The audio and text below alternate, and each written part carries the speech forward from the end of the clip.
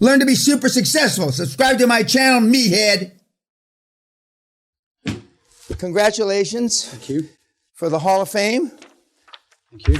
And your picture is where? It's there. Yeah. Yeah, okay. You look a little different. You look more fit now. Okay. Is that what money's done for you? Yeah. And you heard it from the horse's mouth. And we've been privileged to have him around. And it's a different seminar that he attended. And the hardcore is a different seminar than he attended. But default's a bitch. And you've heard it from the Carlings via the webinar. And Sally and I are going to make it out. We used to have an office where he is 15, 18 years ago. And I was telling him at dinner, we couldn't understand how smart and inexpensive. That normally doesn't go together. How smart and talented the kids are there, and inexpensive. But we were in the factoring business then, so it was a financial hub for us. But I'm going to thank him personally. He didn't have to be here, and I appreciate it greatly. And I look forward to coming, and whenever you're available again, we'll be more than happy to have you. Okay. Thank you very much. Thank you. Thank you.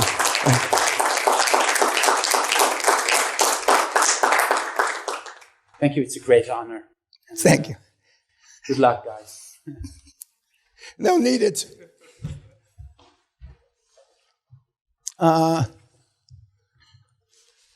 Now, see, some of the kids that make it to the Hall of Fame, we dodged prison, we did this, we've had convicted murderers, and then we've had people that I thought were going to make it to the Hall of Fame that didn't. And then we got the pig fucker, which I am almost positive he'll make it to the Hall of Fame. And then we have people like Peter, who took a little longer. But 98% of the people in the world are introverts. 98%, more than 98% of the high-performance people, the Gates, the Zuckerbergs, etc., are introverts.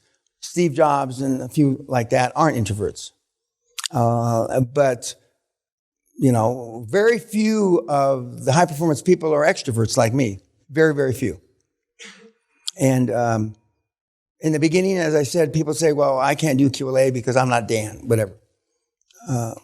And so then I had to fill the funnel with regular guys and gals that were able to follow the steps.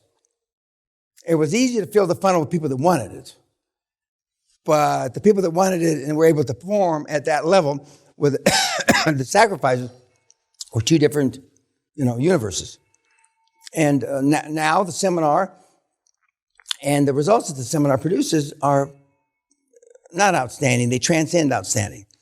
Even though we had never done the numbers vis-a-vis Warren Buffett's, which is the leading indice, more or less, and that, even our low case is 4 or 5 times bigger or larger than his best case.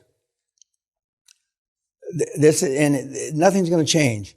If anything, our results are going to get greater because deals are going to be harder to do because of higher interest rates. And with a combination of seller finance going down to 100% seller finance, going down to 60-40, the world is going to be your oyster. Normally we give out these awards at the end of the week. And so I'll be saying similar words during graduation in a few days. But we have the world by the tail. Or by its private parts, whatever, and there's no end to the success that we're seeing. And the tougher it gets, and I would not be surprised to see another 20% sell-off in the general market, but it has no effect on us. Other than the psychological effect it has on some of you that have regular type investments, which, there's no shortage of fools out there, so there's nothing I can do about that. But also the psychological effect it has on the potential sellers. They will start to feel, not quite yet, but they're going to start to feel poorer because their other assets are dwindling, and they're going to feel more pressure to get out of the assets that have liquidity, i.e. the things that you're going to try to buy from them, and you will buy from them. That's a scenario or a formula for success for us. And as the pigfucker said, you name the price, I name the terms. And that's really an important concept.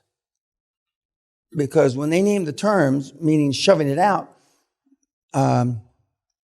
with seller finance, they're just diminishing the present value of their asset. Now, they don't look at it that way, but that's what's happening. They're diminishing the present value of their asset, adding 1, 2, 3, even if they add 1 day, they've diminished the present value of their asset. Now, it's not your job to explain to them that, don't you realize adding 3 years reduces your present value by blah, blah, blah? That's not your job. Just as it's not your job when they don't bring up interest for you to bring up interest. It's hard to believe that people will allow you to pay them over 3, 5, 7, 10 years and get no motherfucking interest on their money. Well, I'm not making it up. I'm not making it up. I wish it wasn't true, for them. But they're not my challenge. They're not my problem. I'm not coaching them to greatness, mentoring them to greatness. I'm doing whatever's necessary to drag you sorry assholes across the goal line. I don't give a fuck about them. But it's not a slam dunk. That would be disingenuous for me to say. But it's not easy, but it's easier than you think. It's easier than you think. It just is. Some of you have a false sense of fright, and fear is false expectations appearing real. You have a false sense of that because, you don't know what you don't know, which I don't like that answer. And, and so you don't know. So why would you be, when you're a little kid, I used to be afraid of the dark. And my dad beat that out of me like he did most things. He beat it out of me, saying this is hurting me more than you, which, I already told you about that. But just because you've never experienced it doesn't mean it's not true. And one of my favorite sayings is absence of evidence is not evidence of absence. Just because you've never seen it in the real light of day or night doesn't mean it's not true. Just because you haven't experienced it doesn't mean it's not true. Just because you have never met anybody like myself doesn't mean it's not true. By definition, most people that come to the seminar, other than they can scrape together whatever money that it takes to get here, is that they're inexperienced. They may think in their circle, in their social economic milieu, they may feel experienced based on the meatheads that they're part of. But in the real world, they're not. I've already, as the pigfucker said on the webinar, against my initial orders, don't go back to your regular banker, but he did anyway. Probably an IRA guy that he used to rob people with. He said that he had never heard of seller finance. It's a big Irish bank. And he said, next, I can't do business with you.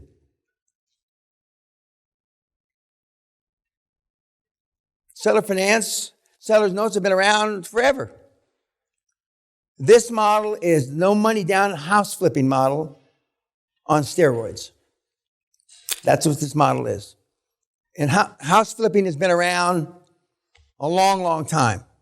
Yes, sir. So will the bank still want personal guarantees on that 60%?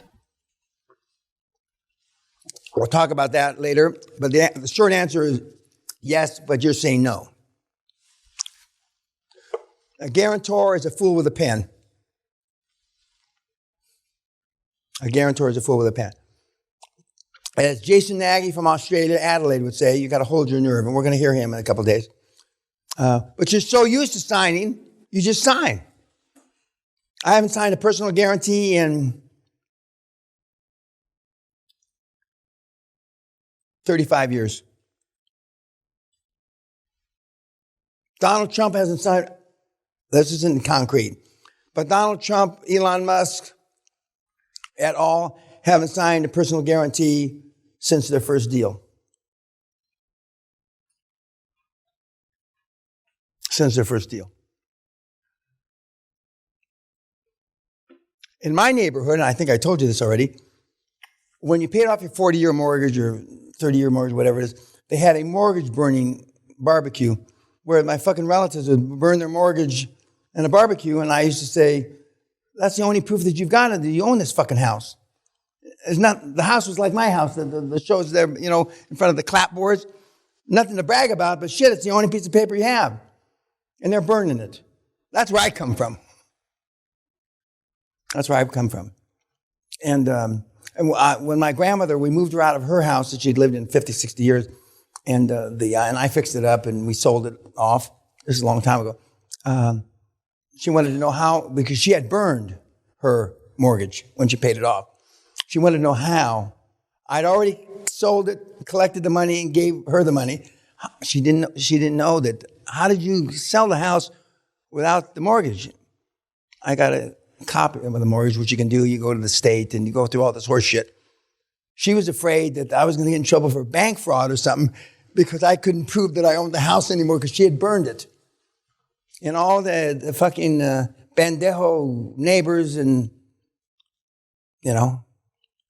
And now I haven't heard of a mortgage burning in the hood in 25 years. Now maybe my word has gotten through to everybody, but it's just the antithesis.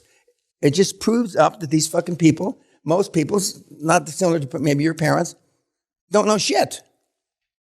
Yet they're training you to be adults in the new world. Okay, but they really trained you to be adults in the world from 40 years ago, not the new world. The new world is, can be a very ugly place.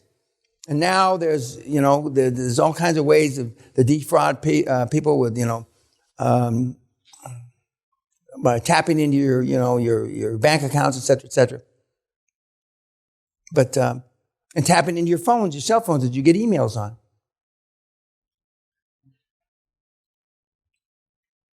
Any questions? Okay, YouTube.